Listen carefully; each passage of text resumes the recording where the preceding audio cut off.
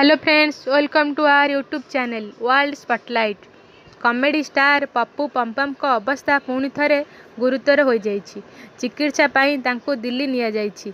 पानक्रियास infection जोगु से पूर्वरु मध्य दिल्लीर AIIMS hospital थिले।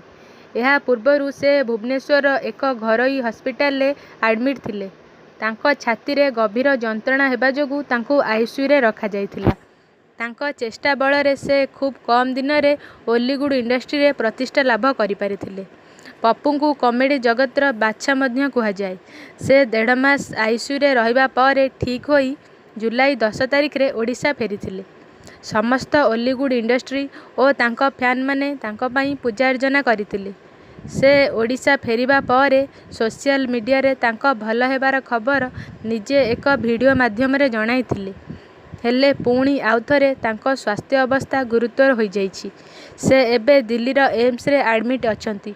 पप्पूंको स्वास्थ्य अवस्था विषय रे तांको घर तरफरु कौनसी तथ्य मिली पारु नाही। आशा करा जाउछि पप्पू बहुत जल्दी ठीक हो जिबे और पुणी आउ थरे बॉलीवुड इंडस्ट्री को फेरी आसिबे। आपण माने पप्पूंको आरोग्य कामना करंतु। आपण मानकु जदि ये वीडियो भल लगी थाए आम चैनल को लाइक आउ सब्सक्राइब करंतु और आगो को आसुतिबा नोटिफिकेशन जानिबा पई बेल आइकन को प्रेस करंतु।